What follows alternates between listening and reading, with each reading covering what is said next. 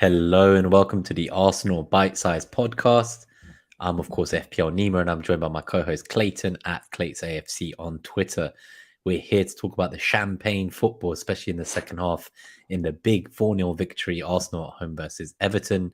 And we will also do a quick preview of the Bournemouth match tomorrow at 3 p.m. So how was it being in the grounds and seeing the champagne football?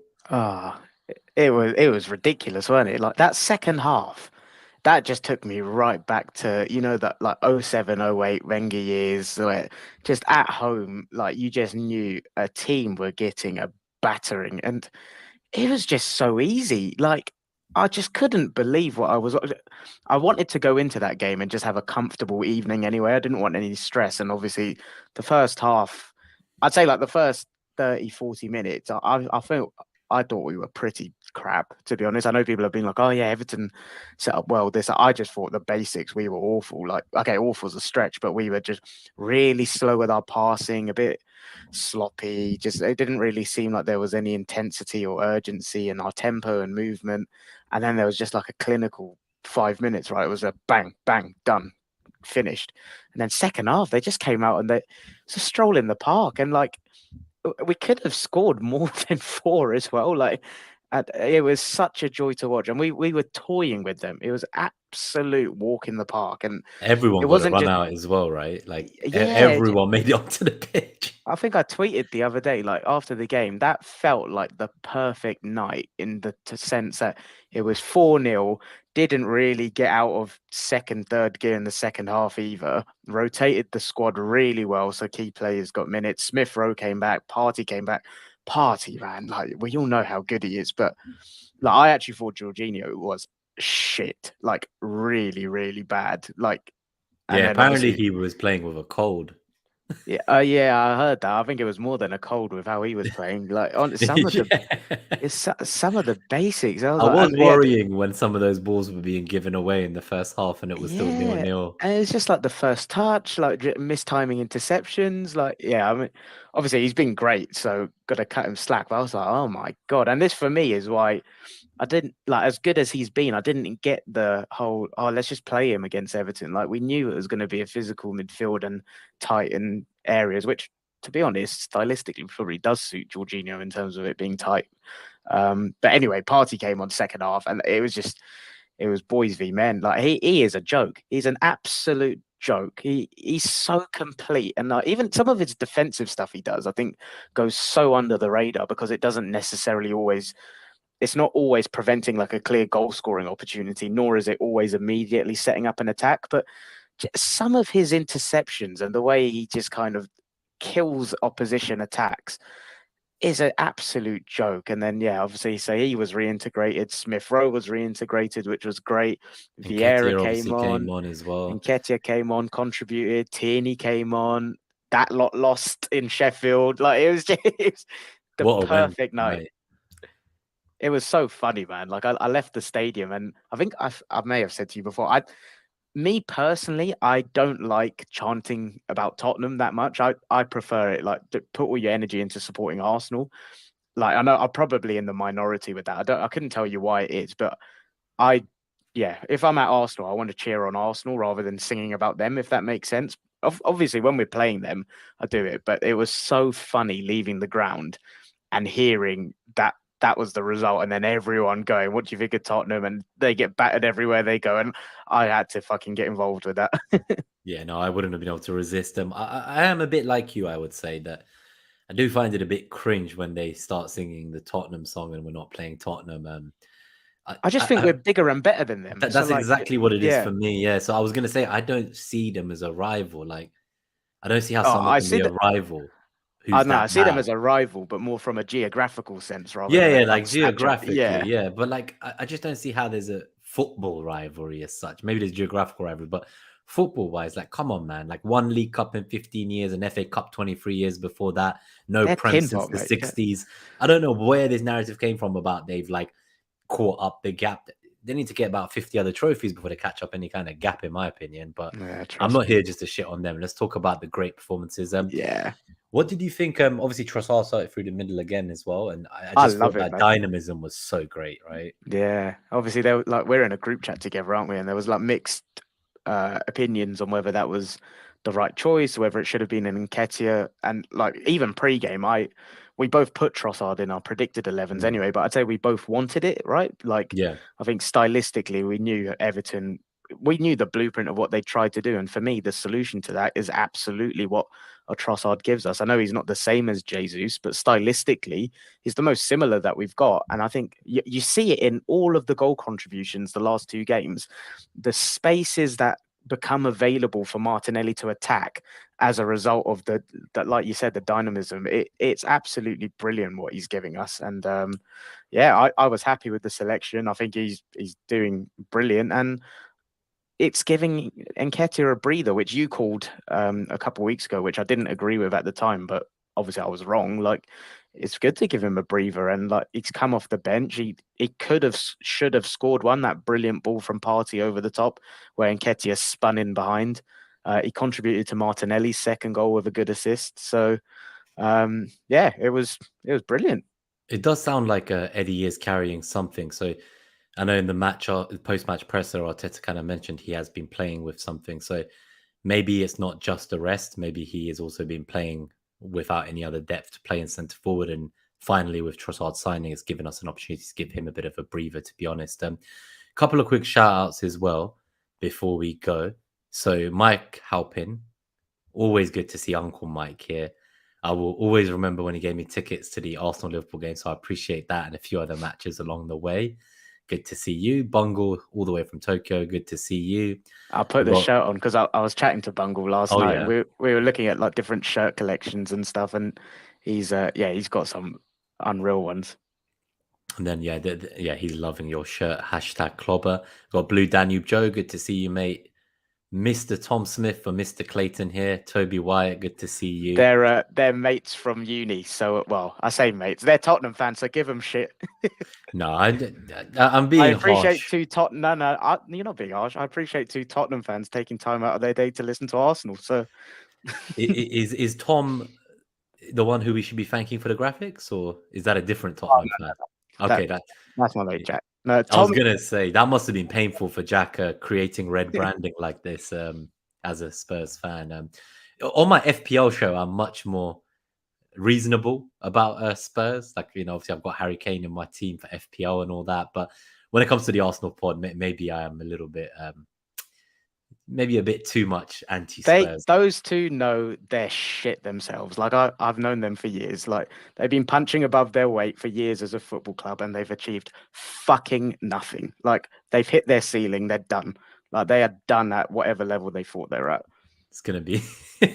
I hope you've not got them to unsubscribe and report us with that comment. But apart from that, I guess let's put the lineup up as we give our summaries of how we felt the match went. Obviously, Ben White did start again. There was a bit of a worry about him. Obviously, Tomiyasu was selected for the 1v1 defending against City, but that didn't quite go to plan either.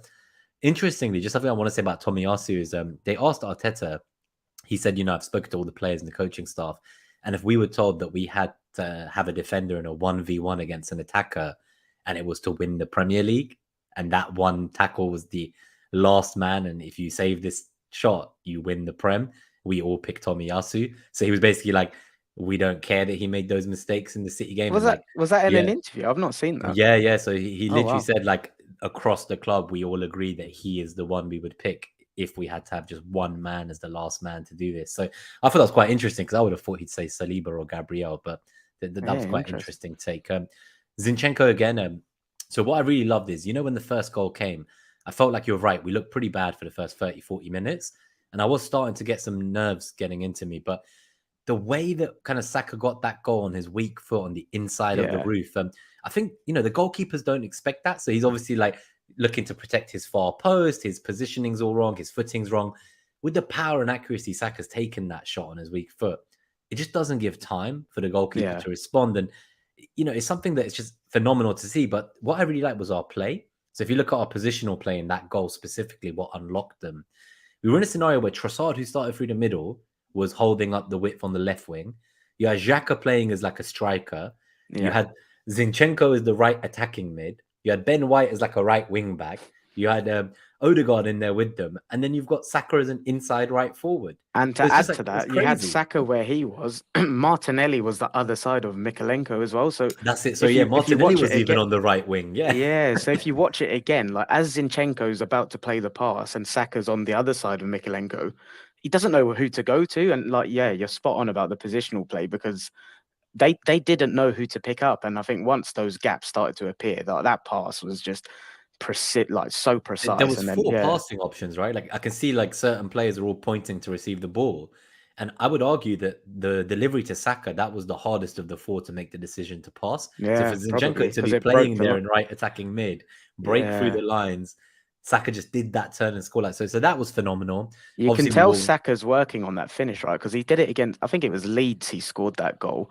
West Ham at home. Yeah, it was Leeds yeah, away. he's He been doing scored it a that. few times this season West in his Ham at locker. home.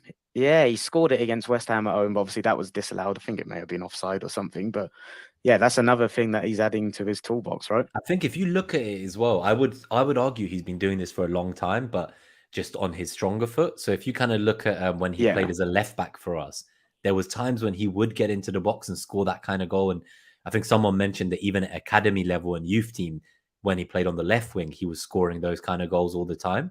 So I think he's always kind of had it in his locker, but to then do it on his weaker foot on the On other your wing, weak foot. Yeah. yeah, that's crazy. So honestly, I'm just so happy with him. As we know, all 10 of his Premier League goals so far this season have come in either a kind of game state where we're losing or drawing. So he's either taken us ahead Is or that brought true? us into a draw. Yeah. So all of his Premier League Oh, goals wow. have either taken us ahead in a match or brought us back for a draw when we're losing. So That's mad. the reliance we have on his brilliance is insane. I just want to see that contract That's get a cool signed. stat. I'd not heard that. Yeah, because I think I didn't look into it as a stat. But obviously, I've been saying for months that I always feel like he's our difference maker where we're not winning a game. And it was just a gut feeling I had. I never like actually looked into the numbers, and then it looks like the mainstream media have now picked up on it, and they're now all tweeting out like, "Oh yeah, all 10 of Saka's Premier League goals are to win the game or to draw the game." Like he's, it's just crazy for a 21-year-old, right? No, that is genuinely insane though. Like I don't know if people will process that. Like to be that young and step up, because like you said about those game states, that is genuinely when your team needs someone to step up. And if he's the one doing that, what was it, 10 times you 10 said? Like times this that's a season. joke. That is crazy, right? I Like, just don't. I can't comprehend. Like my mind can't process it. Like he's 21. Like he's not supposed to have this maturity on his young head, but somehow he does, and I love him so much. I don't know if I could love one of our players more. He is definitely my favorite player. I think. But Zinchenko has every week he keeps building up his credits with me, and he's very quickly just working his way up that leaderboard. I would say because just it's not even just on the pitch; it's his leadership and the way he yeah, unites the dressing he room. loves And being here, don't he? You can just tell, and yeah, even he's after the found a games. home now. Yeah, even after the games, it's always like you always feel like there's the typical 3 or 4 that always do the lap, like without fail. And it's always Ramsdale, it's always Odegaard, Xhaka's typically there, but Zinchenko's always there as well and going to the crowd and stuff. And yeah, little soft factors like that for me mean quite a lot as well. So yeah, I Definitely. love him. On the ball, he's a joke. Like when you look at the zone, he's picking up picking up the ball and playing the pass for the goal. Like you said, he's in the right like 8 slot. How is he doing that? Yeah, he's meant to be left back, but he's actually a right 8. Like He's it's just honestly everywhere. wild. So I just love him and his passion and oh my god. So I definitely think he was one of the standout performers on the day to unlock it. Because once the first goal came, then the floodgates opened. We obviously thought that the Martinelli goal might be offside. They I'm not checked gonna it and he lie. wasn't. So I think pre VAR, like without the lines and stuff, I would have looked at just the still graphic, Hmm. and I would have said that's offside just from looking It at was it very without the close, wasn't it? like. I do think we're a tad fortunate, but fuck it, we've had so much go against us. We'll take it while we can. It's one of the few times this season I can say thank you to VAR. The other time being the red card and penalty they tried to give in the last Yeah, minute against Leeds for Gabriel. I forgot about that. Bloody hell. So there's been 2 good incidents for us for the countless negative ones that have gone our way. So Martinelli, I definitely think it's just insane, right? Like everyone was saying he's in a bad run of form. He'd not scored much since the World Cup break, and He had his little breather. Which I still Came think back he into the was. team. Like, I think that criticism was fair, personally. Oh, no, of course. I do think it was. But I just find it so mad that quickly he kind of took the breather, came on, scored the goal off the bench, started 2 games, scored in those as well. Yeah. And then he got the brace, obviously. It's So because it's the just whole his dynamic of mentality for me is just yeah, so. I see. I think we all know about his mentality, but for me, it's the purely football stylistic thing. I think it's the Trossard, what Trossard does for the front line. And this is not hate on Nketiah. I think I love and rate Nketiah more than the average Arsenal fan does. Like, I think so highly of him, and I just think it's dependent on opposition. And what Trossard has given us, I said at the start, is stylistically more similar to Jesus. And as a result, I think that's where Martinelli thrives. And I don't know, so many Arsenal fans get so wedded to this idea of Martinelli needs to be a striker, he needs to be a centre forward. I'm just like, this is working perfectly. Let him start on the outside and attack centrally. He's one of the best around at attacking space. I don't know why people want to nullify that aspect of his game. Like, it's working. Just let him have it. So, although I do agree, like, his mentality and stuff is obviously like up there, I do think this was, for me, quite simply, it was just a football tactical change. And I think it's what Trossard has given the front line that's worked to Martinelli's strengths, personally. No, you are right. I think the reason I bring the mentality into it is just from kind of when I said Saka's my favorite player, I think Martinelli's my second. So he's just someone. One day I need to put you on the spot and just say name your top 3, because I feel to, like I don't know who you change them all the time. Yeah, they change every week. No, but Martinelli's been my favorite for like 3 years. So him and Saka, like those two have always been the top 2 for a while now. And I want to show it with both their names. But the reason I mentioned his mentality is purely because when we hear about what these guys are like in training, obviously you only played a match for 90 minutes, but you're training every day with your teammates. And I just remember over the seasons, there's always been references to the fact that he trains at a world-class level. Yeah. So it's like he the same effort he puts into match day, he's doing that in all his preparation. So I'm just so happy to see him in a situation now where he can float back into the middle where he's most lethal, and that there is a center forward that does drift wide and free up that space for him to pop into. I think he was very isolated, as you say, for a few of these games post restart, just kind of holding width on the left wing on his own. Yeah. And we've been playing really tough matches, right? Like, people underestimate it, but we played Brentford, we played City, we played United, we played Tottenham. Like, we've been playing some really intense games, and we've come out the other side exactly where we were pre-World Cup break. I think that's my kind of, if there was one takeaway from this match, is that we were 16 games in at the World Cup and we were 5 points ahead. We're now 25 games in, 9 games later, without our best player, you could say, Jesus, and we're still 5 points ahead. So we've kind of weathered that storm, right?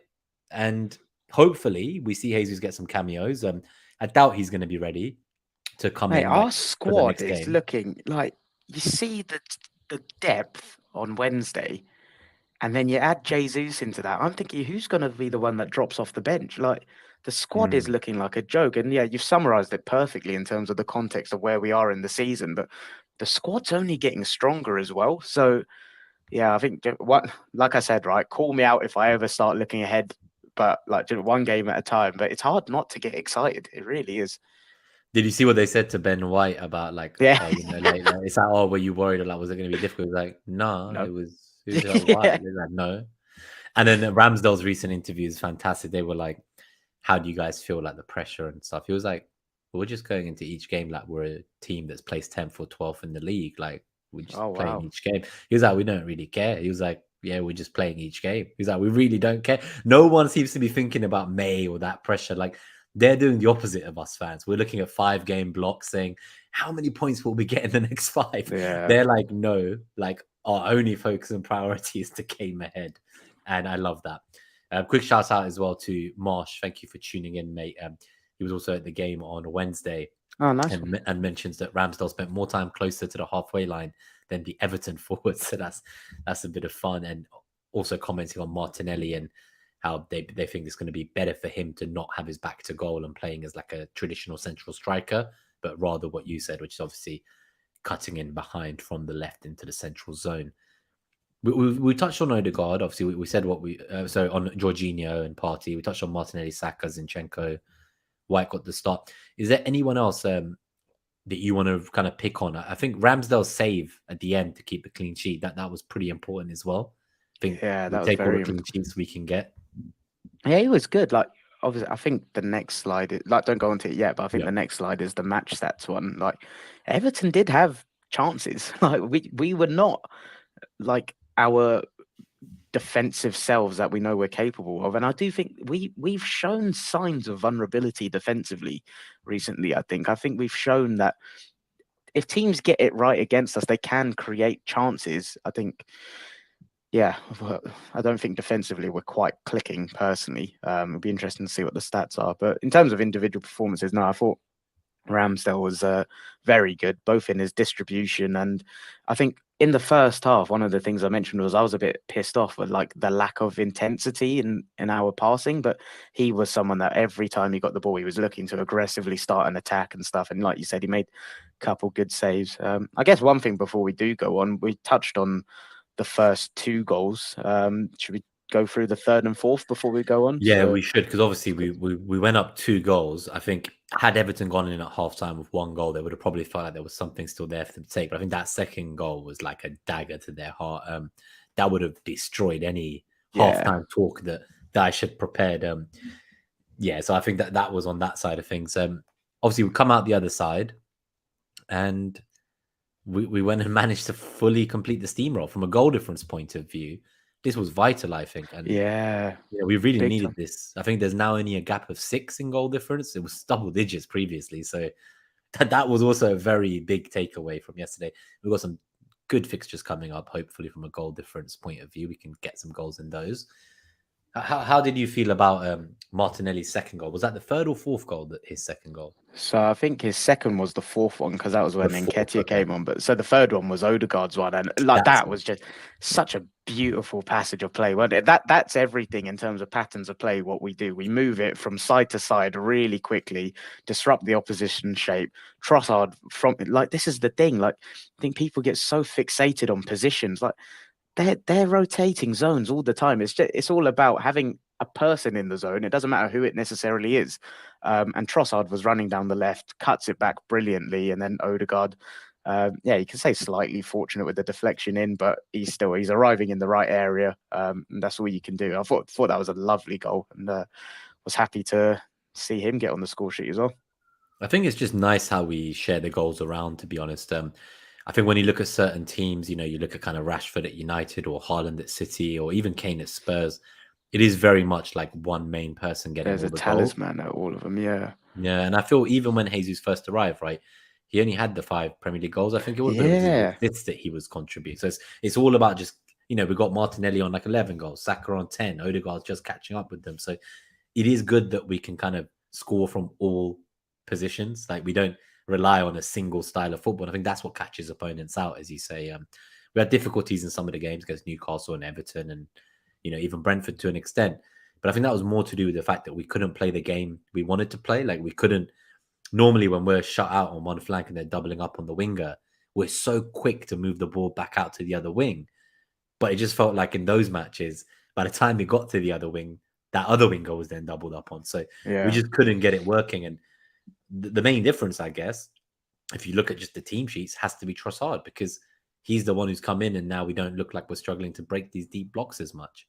Yeah, so yeah, exactly. I'm definitely happy to see him, and I'm interested to see once Sporting game comes in, how we go with that in terms of managing the load and minutes for the players. Because I tend to agree with what you said in the previous episode, which is that we probably go quite strong, maybe 2-3 changes, and we try to kind of take the games in the Europa League in the first leg, so we can, on a game state depending basis, that's when the rotation comes in, rather than like go out and play kids from the first minute. Yeah, I think so as well. We'll probably get a clear indication on like if things go well and to plan on Saturday against Bournemouth. I think the subs may give us an idea on what he's thinking for Thursday against Sporting. And like whether it's Vieira, Xhaka, that sort of stuff. I know we spoke about before. I think I'm so excited for the next fortnight because I think it's the games that give us the opportunity to really flex the squad, and I'm quite excited to see the lineups and the subs and seeing everything how it pans out. So yeah, one game at a time though, Yeah, no, definitely. because All right, let's I go to get carried away, don't I? let's go to the match stats, and then we'll But get on just to the final one preview. was obviously his final goal, Martinelli's, right? Oh, of course, yeah, Martinelli's fourth goal. Yeah, Yeah, who played the pass into Nketiah? That was a that's what I'm trying to brilliant figure one. out because obviously, like Was it Eddie made a Zinchenko? great pass, but it may have been Zinchenko again. Yeah, But I thought Nketiah looked Zinchenko or really good Xhaka. coming off the bench. I feel like I thought the Nketiah's, same. Yeah, I thought he he, looked like he was really hungry and like yeah, he wasn't obviously happy about getting two cameos, but maybe that knock is something to do with it. yeah, and I do think there's a big case for like I think until Jesus is back, which is pretty much around the corner, I do think against deep block, like for me, it's simple. Deep blocks, Trossard. If you think it's going to be a transition-esque game, Nketiah. Like for me, it's that simple. He just held the But ball up really well. Like I know they offer slightly different things and they can both do similar things to each other, Trossard and Nketiah, but there was a few moments like where he got the ball on the wing when we were like defending and then like it ran up the side of the pitch and he just yeah, holds on to it really well and he is very strong actually. And I do yeah, think he's that we're always like this. We always like forget about the previous shiny toy when another shiny toy comes and then they come on and you're like, oh wait, actually like maybe I was being a bit harsh on them for those bad games. Maybe there was fatigue and injuries and we were playing difficult opponents. I think you play him against like someone like a Bournemouth, and he could have a heyday. But the question is, will Arteta play him, and will that thinking be dictated by who he wants to start on Thursday against Sporting? So that's going to yeah, be very interesting to see this lineup this weekend and what implications that has for the following game. yeah. But yeah, even the goal, like again, it's Nketiah was the centre forward at the time, but he was the one making the run on the left, and Martinelli was the one attacking the near post in the central zone. So I think I stand so strongly by this. Like, don't get wedded to these positions, especially in this Arsenal team. Like, the tactical flexibility they've got is so bloody good, and it opens up so much more in terms of possibilities than what having one fixed position would. And I think that's why I don't get too wedded to any idea of like Martinelli as a centre forward right now, because I think with the right pieces of the jigsaw around him, I think his level is frightening in this system. Definitely. All right, let's look at the match stats and then we'll go to the preview. Yep. So we've got the Markar stats for anyone listening on podcast from Twitter. He's obviously runs these reports after every match in Europe, and it's quite nice graphics as well. So if you can't see the visuals and you're listening on pod, it's worth coming to the 27-minute timestamp and having a quick look. So from an XG point of view, they have us down for cumulative XG across the match of 2.59 versus 0.94 for Everton. The expected threat is 2.02 for us to 0.83. Possession is pretty mental, 73% for us to 27%. Field tilt, this might be the best we've seen all season. Spent about 83% of the time in their final third compared to 17% of them in our final third. And then defensive line heights of 50 and 39. You can see, though, that before halftime, before we got those two goals, our cumulative XG was very shocking. I don't think we had like a shot on target till about 35, 40 minutes in. But once we went ahead, Everton didn't really show anything in the second half, apart from that save, I think, from Ramsdale right at the death of it. Really, we just kind of, our XG just starts to climb, skyrockets after 60 minutes. So that was very interesting to see. Yeah, I and do that's what. think there was problems in the first half for sure. We had to figure out how to play the basics again. Yeah, big time. And do you know what? Like, well, it shows it there on the stats, right? The threat and the actual XG was Everton were doing better than us in terms of like the timeline of the game up until we scored. Even up until we scored, so half time, Everton went in on top on those metrics, and I could see it in the stadium. I did not feel comfortable. Like I did once we got the two goals. I knew that's it, game's done. But before that, every time, like I can't actually, I'm having a mind blank on what their chances were, but I remember they had a couple and I was worried. And every time they got the ball in like the middle third, they were progressing through us fairly easily, They and were they were very getting in. fast. Their transitions were brilliant, and I was thinking, oh Jesus Christ, what's going on here? So I do think there were like it's easy to look at the second half and just be like, oh bloody hell, like It was complete domination, but I do think there were a lot of lessons that the coaching staff will be looking at in that first 30, 40 minutes that they want to eradicate. Because I do firmly believe, I think we've been quite leaky recently. I know the output's not shown that because it's back-to-back clean sheets, but okay, Leicester didn't lay a glove, but I forgot the games before. I do feel like we've been looking a little bit shaky in periods, but Partey's back, and that probably changes the whole dynamic of things. And after that, yeah, the overall picture of the game in the second half, the stats just paint the picture. It was after that first 30, 40 minutes, complete and utter domination. And you know what? Like, that's what these top teams do. They ride out difficult moments, boom, boom, clinical and fight. I reckon that the goals came. I remember Saka's was like the 40th minute or so. Then Martinelli's was just before half time, right? So it was just like bang, within 6-7 minutes, just kill off the game. And that's what the top teams do. So yeah, we did it. Yeah, no, it was honestly, this is a game we'll look back on as a big revenge grudge match after what they did to us the fortnight before. And I think the players had said before themselves that they felt that we needed to get back to basics and that we were getting the basics wrong in the first leg where they beat us. So it's good to see that they were able to turn that around so quickly. And Dash has come out after and he's been glowing praise on Arsenal and saying obviously like they are where they are because of what they do and how, you know, they will essentially execute you if you're not at 110% because they're just that good. So it's good to see opposition managers who we play, regardless of results, are glowing the praises on us. And many of the managers in the Premier League do believe we can go the distance. The people who don't believe we can go the distance are generally the pundits and ex-pros who are sitting there on TV That's not commentating about it. Not the ones and who that's we not actually even play against. yeah, that's not even them thinking. That's them hoping. Like that. Yeah, that's That's what the I've difference. realized. A lot of it is like you know, Gary Neville gave a big account of how maybe City will win. And you could argue, yeah, maybe that's a fair opinion to have. But then he said United will finish in second. And he's saying this just 2 days ago. So I don't know. It's a hopeful thing rather than what he genuinely believes. He's Yeah, a it fucking has to be helmet hope. anyway. It has to be He's hope. lost It all can't be anything credibility. else. Like the last 18 months, I've never seen like respect. I say respected. What he used to be a respected pundit go so out of their way on a subject and get it so wrong and consistently double down on it. Like He keeps doubling down on it. he's just made a fool of himself. And like I mean, fair play. It's a hill that he's dying on, but he's dying.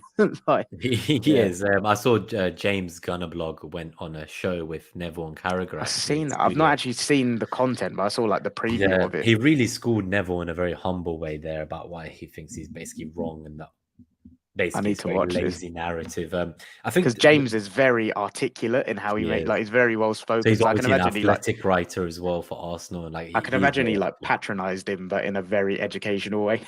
it was like yeah, Neville couldn't really say much. It kind of just shot down everything he's been saying these last 18 months. Another one I noticed is obviously like the likes of Glenn Johnson coming out the woodwork as well, and so they've gone What's from he said? saying so obviously the media didn't have us getting top 4 in preseason. They were all like, you know, no chance Arsenal gets top 4. Now they've moved the goalpost for like the 50th time this season. The new goalpost, and Glenn Johnson is an idiot, is he basically goes, so if Arsenal win the Premier League this year, like they're basically like going to be like Leicester and like they're not going to be able to compete in the future years. So, you know, look, Leicester won the league once and then they didn't win for 4 or 5 years. So he's now gone from saying Arsenal won't get top 4 to saying, so I know Arsenal haven't won yet, but even if they do win, they're not good enough to keep competing. And I'm like, this is like the laziest narrative. Like a team built for the future can't compete in the future. That's what he's saying. When you put it like that's that, literally what he's saying. Like, but I'm like, what kind of critical analysis or thinking has he done before coming out with I this? know. And it's the same bullshit that everyone fed at the end of last season, right? It was like, oh, everyone was so outcome based in their analysis. No one could apply the context of the injuries, this, that. And everyone was like, oh, that's why people are like, oh, Arsenal have blown it. They're not going to have another chance to compete with top 4. Chelsea are improving. Tottenham have Conte. They're locked for 3rd. How did that fucking go, stupid cunts? Man United, this, that. Like, it's just, it's such full of shit, man. And honestly, it's the same with this. Like, we are a team that are set up to consistently put 85 plus points on the board. And I'm being conservative there. I'm talking from next season. I don't know what will end up this year, but from next season, the base is 85 points. Like, that's the absolute floor. Imagine if we get the dynamics of like the left 8 sorted. Imagine if we actually go in and get like a Declan Rice or a caliber of player like that. what we're doing is built for sustainability, and like how people can't see this. It's nothing like Leicester. Leicester weren't putting up the metrics we are. Like it's Yeah, I know. crazy. That's what I was gonna say. It's like trying to say like Leicester had a 95-point season and then they fell apart. That's not what happened. He's like everyone else was bad that year. So are you saying that if everyone else wasn't bad this year, that United, Chelsea, and Spurs and Liverpool would be getting 95-point seasons? I don't think so. And on its head, if all of those teams were at their absolute peak, we would still be in and amongst the conversation because of how fucking good we are. It's not a case that they'd come in and replace us. It would They're just trying be to take away rather than credit us, discredit the other yeah. teams. Yeah. So, It seems like it's very lazy analysis. yeah. Let's go to the preview then quickly. So our predicted lineups for Just quickly, one thing we forgot to mention on individual performances: Odegaard's bloody slide tackle cross turn. I was going to say that I've rewatched that skill clip quite a few times. I'm not quite sure how he slid in and came out with the ball like that. I got out of my seat and I was like, oh my God, what the hell is that? I just couldn't comprehend like what that move was. And I've recently been seeing some other interesting stuff. Obviously, we know his vision and scanning on the pitch is insane, but there was talks of there was like a VR scanning tool for football I've pros. seen this, Have you seen it? And when he was like, I think 2012, so my God, like he would have been 14 at the time. He was like, can you like make this like go 120% speed? Because like it was just too easy for him to scan in the VR. So like this company had to like figure out what to do because like they gave it to a player who just like at normal speed, the scanning was obsolete. That one of the nerdy things I like doing when I'm in the stadium, especially in the like season ticket seat, is I love watching when players scan and the speed and frequency of which they do it. Like if I did that, I get whiplash. Like it's crazy how they do it, and it's such a like autopilot, automatic thing for them. But like, that's the details that separates them from like the Tottenham players and stuff, pretty much. I think so. There's levels. So there's a lot more question marks for this week's lineup. It seems that White is someone who we don't see getting benched. I put them in there, and now that I'm thinking about it, I'm like, oh, are they actually question marks, or is it just going to be the same thing? Yeah, because I know like Arteta also gave an interview, a different one, not a football one necessarily, about how when he's winning, he doesn't want to change anything. He keeps like the same clothes on and shit. He's very superstitious, it sounds like. So is it? Yeah, if he keeps the same clothes on, then I'm not surprised that we've been wedded to say that when the team's doing well, he doesn't try to change it too much. Yeah, I think after Partey's performance, you would expect him to come back in, especially if Jorginho was unwell. Agreed. Up top, he's now talking about. Do you think there's any thought in Partey playing away to Sporting next week and Jorginho playing against Bournemouth, because Bournemouth are less physical? He'll have so much time on the ball. He won't be required to make the transitional interceptions per se that he was against Everton. Do you think there's any weight to that argument, or do you think it's dead straight? Get Partey in, take him off early if it's going well. Yeah, I think it all comes down to like the presser today and like how ill Jorginho was. I imagine it will be any time now in the next couple of hours. But yeah, like I honestly, I can only imagine Jorginho starting if he is fully recovered, and I'm not sure if playing on Wednesday would have helped him recover. I think it would have prolonged his illness, if anything. So yeah, I'm not sure. I think I like the idea of Partey starting and subbing off early if we can take control. So I'm going to go with Partey for that slot, but that's mainly because of the doubts on Jorginho's health at the moment. So for what it's worth, I think Partey as well. And I don't actually, I was just being devil's advocate. I don't think it will even be a question in Arteta's head personally. And what about the so striker and left winger? Obviously, question marks. There's 3 players for 2 positions. Who are the 2 you think we're going to see? Yeah, so my initial thing without really thinking was, I think it'll just be the same front 3 again because of how bloody well it's working. And but then something you said earlier made me think Nketiah against the Bournemouth, he would have a field day. And like, I don't think Bournemouth will attempt a low block, but I don't think they're well equipped to do it to the level that we know that Everton's can do. Like under Dyche, Newcastle. Who else did it at the Emirates? Even City. Yeah, there was another team that did it, but I forgot who it was.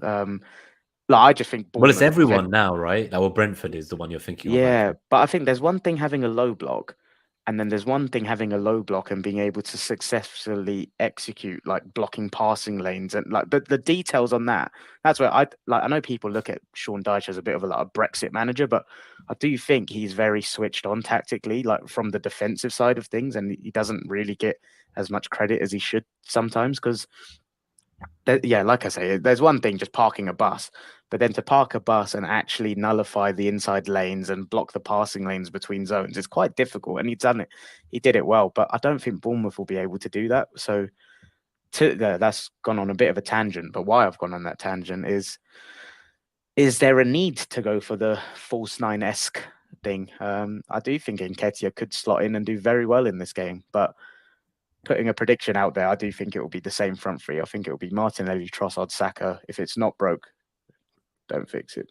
I think you're right. And especially as Bungle says that, after the presser as well, now he's been flagged with a knock. True. So similar to the whole kind of Jorginho thing, if neither of them are very fit, then I don't know if it's worth playing them in this kind of match.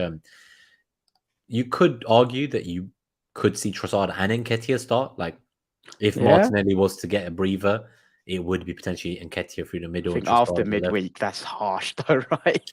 It is, yeah. And it's what we were saying about Arteta not wanting to change something that's working. So I imagine it's going to be the same team except for Partey and for Jorginho as it was last game. And then forward projecting, I'm so intrigued to see what the Sporting lineup is. Yeah, I can't wait. That's going to be. I'm going to see how many I get out of 11 in that fan hub that we use for the predicted lineups. Yeah, I'm going to get like 5, I reckon. Those midweek games always screw my average accuracy percentage. So there's obviously the Bournemouth lineup versus City. For the podcast listeners, we'll just read it out. So Neto in goal, back five with Smith, Stevens, Metham, Senesi, Zamora, midfield of Utara, Lerma, Billing, Traore, and Solanke up top. Did you see that game against City? I didn't I was in the pub, but I didn't actually watch it to know what they tried to did they just park a bus? Did they try to play? I don't really know. Yeah, no, this one I didn't get to see properly. Normally I do try to watch most of the City games just because I want to see how they're getting on. And I think this was a game where City changed their entire back line again. So Rico Lewis came back in, that Bernardo Silva at wing back wasn't the thing. I think Akanji came back in, Aki came back in. So it just feels like that's probably why they leak a goal here and there every week, because the personnel changed so much. Yeah. They do change so much. That's kind of my only takeaway from a City side. On the Bournemouth side, there's not much I can say. I know that they have been okay defensively at home this season. I'm not sure if from home. Not against us. Yeah, not against us, but away from home, I'm not convinced that.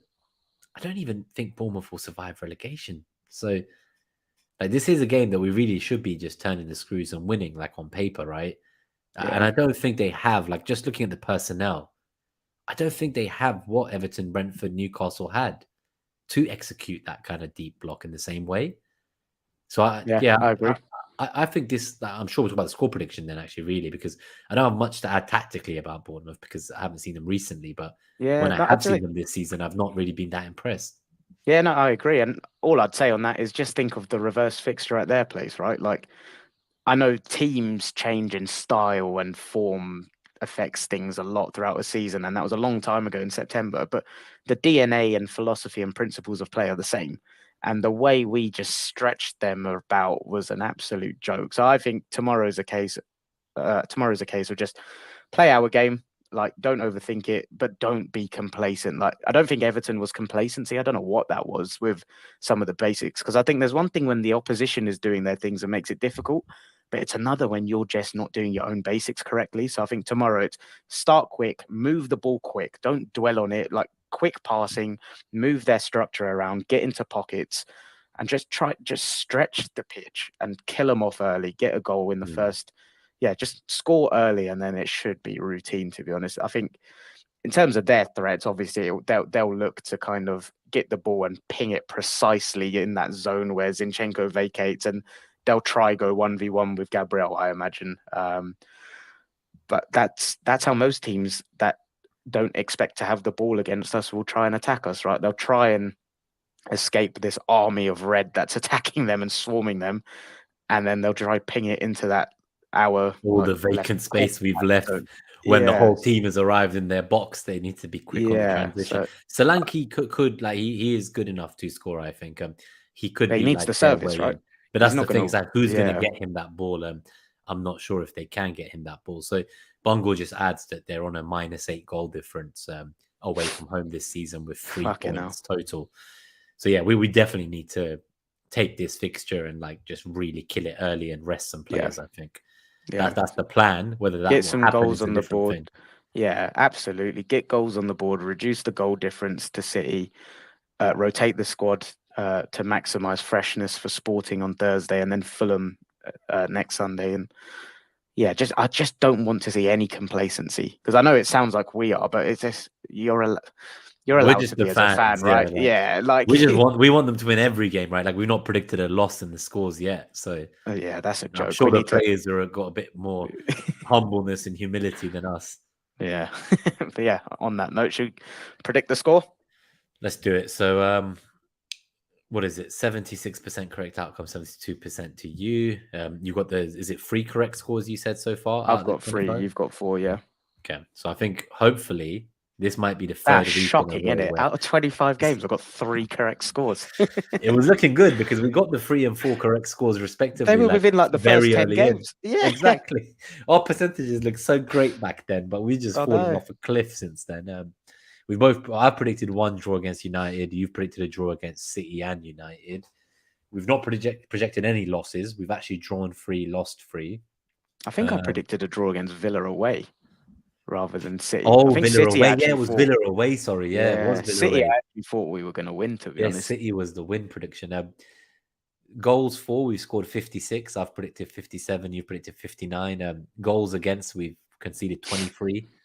Yeah, I've predicted 11. You've predicted 17. You've predicted like prime Chelsea Jose Mourinho defense. I have, haven't I? Yeah, I don't know what I was thinking. And unless I start predicting some 5-4s and stuff, there's no way I'm going to catch up. So there's only 30. It's so interesting to see how these pan out, right? Because every prediction we do, it's a logical one, right? But there's so much variance and illogical things that happen in football that you can't account for in predictions.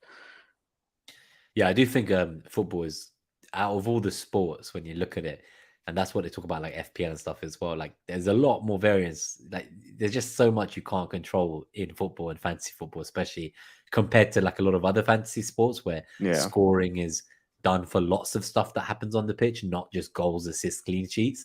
I think when that's the only thing that gets rewarded, is very outcome biased, right? So someone could have like an incredible game, but they'll be man of the match, right? Like, and they'll get nothing because like they didn't get a goal in the game.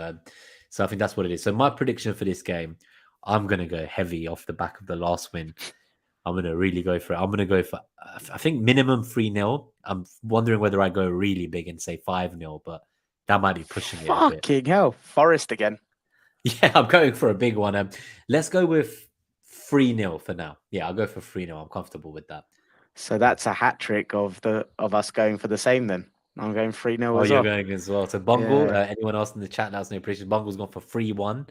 He thinks 3 consecutive clean sheets and 3 consecutive 3 points is too much to ask. Who do you think's going to get the goal, Bungle, for Bournemouth? Let us know. Yeah, if it's not Solanke, maybe it's Traore or Lerma or one of the other guys in the mid. Cool. All right, let's before we leave, we are going to go, but just before we do, let's chat a little bit about if people are wildcarding your fantasy Premier League this week. Who are like maybe the 3 Arsenal assets you would be looking at? I know we're both on wildcard. So I originally had, so I originally had Saka, White, and Nketiah, and I have changed that now to Saka, Odegaard, and Zinchenko. But Zinchenko could be Gabriel. I'm still thinking about that. Exact same dilemma. So I've got the same 3. To be honest, I'm not the biggest fan of Odegaard as an FPL asset. Like, and this is just like a negative fan perception bias thing I've got. Although the output is there, I still struggle to look at him as like an output guy, even though I know he's evidently statistically doing it. And this is what, like, a lot of people are debating the Martinelli thing again, right? And I think for me, the debate is simple. It's if you play the minutes, so this is my personal opinion. I still think Martinelli will have a lot of 60, 65, 70-minute appearances. And I think there'll be the odd game that he doesn't start. And even more so when Jesus comes back. I know he's on fire right now, but with Jesus coming back, that's going to be a lot of people that need to get minutes, and he's not just going to flog him 90 minutes and stuff. I think especially with Europa kicking in, he is going to manage the load, and Martinelli will get subbed early in games. But the thing is, his upside in those 60 minutes, while a Trossard is playing, and stylistically what that enables for Martinelli in attacking space and playing to his strengths as a team, it's the upside is so much more than an Odegaard. So for me, it comes down to your style as a manager. And like, are you someone boring like me that prefers someone that's going to play 85, 90 minutes, tickle along? Or are you like a late riser that wants to chase that upside and go for the hauls? So that's for me where I think it is. And that's my Martinelli does 2 pence on tempt the me. Yeah, Martinelli that's my does 2 tempt pence me. on the minutes. So what's your kind of Yeah, sense no, of it? Martinelli really tempts me. I think the other way to look at it is I'm probably not going to have 3 Arsenal players once we get to game week 29. I'm probably going to move on the defender and the second midfielder to get double game weekers from United. So it's likely that either, let's say I had Saka and Odegaard, it's likely one of those two would become Bruno Fernandes and that Gabriel Zinchenko would become Luke Shaw. So with that in mind, it's like it is only for 3 weeks. I really want this player from 26 to 28. So it's like, do I I hadn't think in thought of those it like that. Yeah, so part of me is like, do I want to go big in these 3 weeks and just put all my eggs in the Martinelli getting enough minutes in these 3 games? Or, because the other thing I noticed is, let's say I had Odegaard and Saka, selling Odegaard to Bruno causes me issues in my game week 30 transfer because of the difference. Like, obviously, Saka costs 1.4 million than Odegaard. So I would have to sell Saka. And if I did, I'd basically keep Odegaard for the whole season. Sure. And that feels more palatable from a minutes point of view than if I had Saka and Martinelli and then I sold Saka to get to Bruno, but then Martinelli's the one I'm holding for the whole season. So that makes me nervous. It's basically like, am I going to keep Saka? Because if I'm not keeping Saka, the second one I keep, I think it has to be Odegaard, not Martinelli for me. But if I'm going to keep Saka and the second one is the one I'm actually selling, then I would rather go Martinelli for these 3 games and then sell him to get to Bruno. So that's where I'm at and where I'm in my head. Mate, that's a great perspective, which I hadn't thought of, because in my plan, so right now I've got Odegaard, Saka, and I'm selling Odegaard for same as you for Bruno. I hadn't even thought of that. Like, if I'm doing that and I've figured it out so I can afford to do it, you've changed my mind. I'm going to go Martinelli as a result and just bank on that. Like, I know the minutes, I know he's going to get hauled off early, but just bank on the upside in that because the free period nice being fixtures, so right? high. Yeah, that's a really that's interesting perspective. And I'll tell you, for me, my team value is really bad as well. So, and I'm also going to sell Haaland. It's going to cost me 0.4 million to buy back more than I spent on him. So, I'm not going with him on my wild card at all, Haaland. Okay, so I'm not that brave. I'm going Kane and Haaland, but I'm not that brave. My thinking is in 28, when Haaland doesn't play, he then plays Liverpool in 29. I'm going to do Haaland to Watkins in 28, get 3 fixtures out of Watkins in 28 and 29 compared to Haaland's 1 fixture for my bench boost. But then in game week 30, that's when Tony goes back to Haaland. And to afford Tony back to Haaland, I don't think I can do Odegaard or Martinelli to Bruno. It has to be Saka. And so for my team structure and dead team value, it makes me think that having Odegaard as the second one is better, because I'm going to have to keep Odegaard. But if I was able to sell that second one and keep Saka, and I might fine-tune my team a bit more, maybe if I downgrade my second goalkeeper to a cheaper one, or maybe if I get rid of Reece James and go all the way down, I can maybe squeeze the money out there instead and then go for your approach of Martinelli and Saka and sell Martinelli, keep Saka. So I'm going to have to, I guess that's my last decision before 11 a.m. tomorrow. I have just under 24 hours to think it through. You've given me a headache there. That's a really, really good perspective, which I hadn't considered at all. So, yeah, like I said, I think to summarize, if you want the nailed guy that's going to play more minutes, it's Odegaard. If you want to chase the upside, but you're conscious of potential early subs and the odd game where he doesn't actually start, which I think percentage-wise is quite low now, but the early subs are definitely going to be a thing, in my opinion, for Martinelli. Yeah, very interesting perspective. What's your thoughts on Gabriel Zinchenko then? Yeah, so to be honest, the only reason Zinchenko's in my team now is because there was a chance he might rise last night. And because I didn't know what decision I wanted to make, I thought, let me have Zinchenko in now while I'm thinking about this. Did he rise?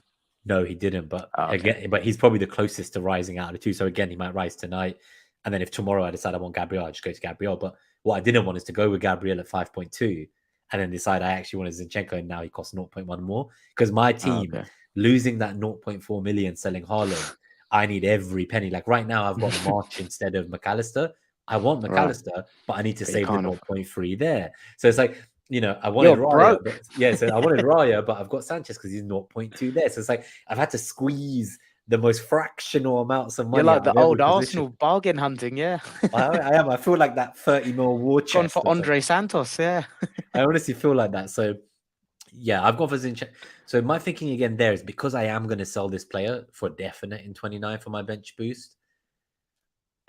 I feel like Zinchenko at the moment is like one of the first names on our team sheet when fit. So He has been for a while, yeah. yeah, and I Like, looked I at his think minutes. fantasy football Twitter kind of put Gabriel's nailedness above Zinchenko. I think they're Yeah. equally as important to the team, and yeah, I think they're both like as I nailed guess as it, I each guess it other. depends what you want to get, right? Because I feel like goals from defenders is so much variance. You don't know what fixture is going to come in. It can come in the toughest ones, and it did for Gabriel. People benched him against Chelsea. He got a clean sheet in goal, right? So they had him, but they didn't play him in the week he scored, for instance. So I do Yeah. think Gabriel does have another couple goals in him this season.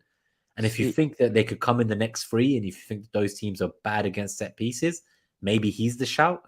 But for me, I just feel Zinchenko's flexibility against deep blocks to go to so many different zones and positions. yeah. Sometimes he might assist the assister, but he might also be the one getting the assist. So I just Yeah, feel it's that his there's BPS enough. Oh yeah, from his what you BPS actually. You're right. Yeah, operating in those zones that you mentioned. And if you look at the types of fixtures coming up and you try to proactively predict the game state, we're going to have the ball a lot. We've got Bournemouth at home, Fulham away, Palace at home, I believe is the one after that.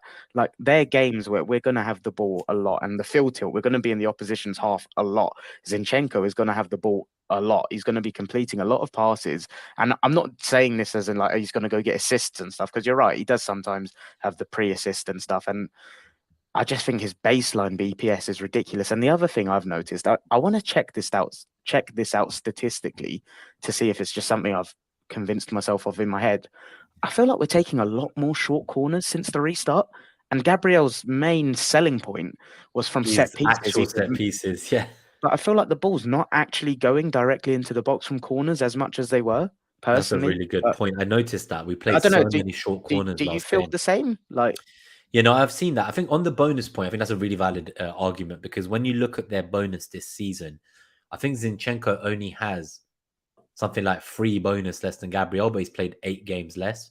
yeah, So it's like exactly. in the time he has played, he is hoovering in that I baseline think bonus, as you I was say. chatting to I think it was Angus McFell this morning, and he was saying like Zinchenko almost got top bonus midweek, and that was a 4-0 win. Like, Yeah. So it's not just that. Like I play Sky, and like tomorrow, a lot of people are asking who you captaining. Are you captaining Haaland? the Or format's very different on that because yeah, of and passing a and lot of the stuff, right? people are captaining Zinchenko. And they captained him on Yeah, Wednesday too, ahead of Salah. So like there are yeah, people out there literally captaining Zinchenko week in, week out in Sky right now because he gets passing tier, tackle tier, he gets every fucking tier. Like he's just constantly hoovering in points. Like we thought yeah, without a clean sheet, he gets points. I know in FPL he does need the output to get the points, but if we get a clean sheet, what he does in play on the ball, that builds him up to a very good baseline bonus. yeah. I don't know where to start looking for this statistically, but I do feel quite strongly that I've perceived that we're taking more short corners, and that really puts Gabriel's a- appeal down for me. Like, I Hmm. think I've been 50-50 on it for a while, but I'm 70-30 on Zinchenko now. Yeah, I'm on Zinchenko as it stands. I doubt that will change because every 0.1 million counts for me right now. I'm that bloody desperate. I'm so I wonder if desperate. Jesus will make his way back into teams once he's back. I think he could do.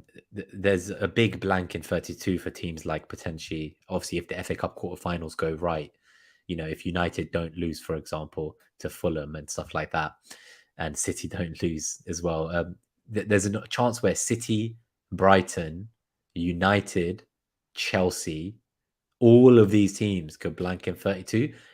And in the Fucking hell. same week, you've got teams like Arsenal home, Southampton, Liverpool home against some dreadful team. Like so, based on the way I do my wild card, I might just fully pot commit and free hit in 32 because the teams like Brighton and United, who will blank in 32, and even City, they're going to have the doubles in 34 and 37.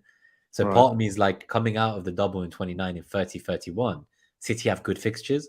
So do I want to be getting like a second City player in? Do I want to keep all three of my United players, keep all three of my Brighton players? Because if I free hit in 32, I can come out the other side and have 10 double game weekers in 34.